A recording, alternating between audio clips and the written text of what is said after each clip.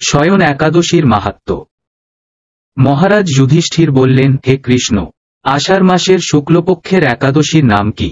এর মহিমাই বা কি, তা আমাকে কৃপা করে বলুন। শ্রীকৃষ্ণ বললেন, ব্রহ্মা এই একাদশী সম্পর্কে দেবর্ষি নারদকে যা বলেছিলেন আমি সেই আশ্চর্যজনক কথা আপনাকে বলছি। শ্রীব্রহ্মা বললেন, হে রানদ, এ সংসারে একাদশীর মতো পবিত্র আর কোন ব্রত নেই।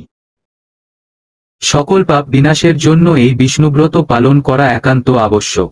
যে ব্যক্তি এই প্রকার পবিত্র পাপনাশক এবং সকল অভীষ্ট প্রদাতা একাদশী ব্রত না করে তাকে নরকগামী হতে হয়। আষাঢ়ের শুক্লপক্ষের এই একাদশী শয়নী নামে বিখ্যাত। শ্রীভগবান ঋষিকেশের জন্য এই ব্রত পালন করতে হয়। এই ব্রতের সম্বন্ধে এক মঙ্গলময় পৌরাণিক কাহিনী আছে, আমি এখন তা বলছি। বহু বছর পূর্বে সূর্যবংশে মান্ধাতা নামে একজন রাজর্ষি ছিলেন। তিনি ছিলেন সত্য প্রতিজ্ঞ এবং প্রতাপশালী চক্রবর্তী রাজা। প্রজাদেরকে তিনি নিজের সন্তানের মতো প্রতিপালন করতেন।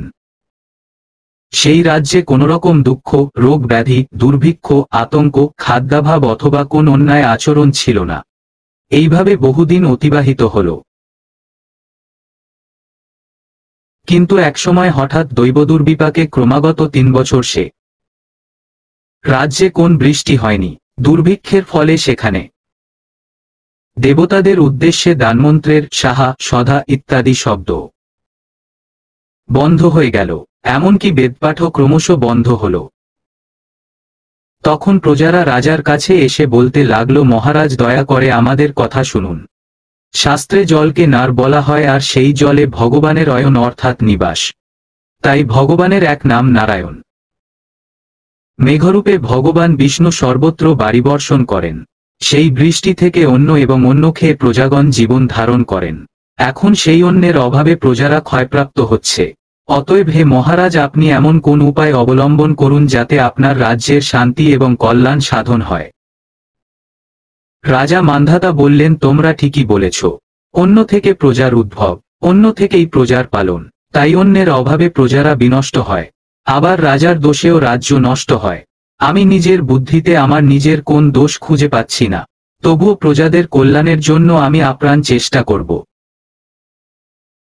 তারপর রাজা ব্রহ্মাকে প্রণাম করে সৈন্যসহ বনে গমন করলেন। সেখানে প্রধান প্রধান ঋষিদের আশ্রমে ভ্রমণ করলেন। এভাবে একদিন তিনি ব্রহ্মার পুত্র মহাতেজস্বী অঙ্গিরা ঋষির সাক্ষাৎ লাভ করলেন। তাকে দর্শনমাত্রই রাজা মহানন্দে ঋষির চরণ বন্দনা করলেন। রাজা তখন তার বনে আগমনের কারণ সবিস্তারে ঋষির কাছে জানালেন।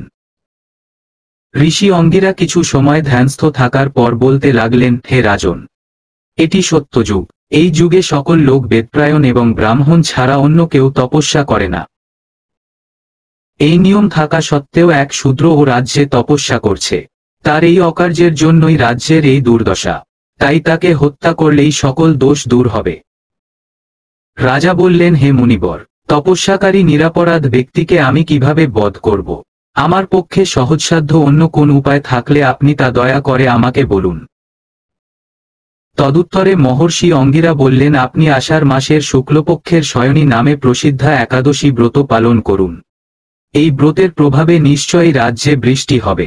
এই একাদশী সর্বসিদ্ধি দাত্রী এবং সর্ব উপদ্রব নাশকারিণী। হে রাজন, প্রজা ও পরিবারবর্গ সহ আপনি এই ব্রত পালন করুন।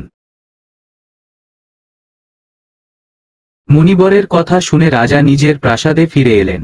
আষাঢ় মাস উপস্থিত হলে রাজ্যের সকল প্রজা রাজার সাথে এই একাদশী ব্রতের অনুষ্ঠান করলেন। ব্রত প্রভাবে প্রচুর বৃষ্টিপাত হল। কিছুকালের মধ্যেই অন্নাভাব দূর হল। ভগবান ঋষিকেশের কৃপায় প্রজাগণ সুখী হল। এ কারণে সুখ ও মুক্তি প্রদানকারী এই উত্তম ব্রত পালন করা সকলেরই অবশ্য কর্তব্য। ভবিষ্যত্তর পুরাণে যুধিষ্ঠির, শ্রীকৃষ্ণ তথা নারদ ব্রহ্মা সংবাদ রূপে একাদশীর এই মাহাত্ম্য বর্ণিত হয়েছে।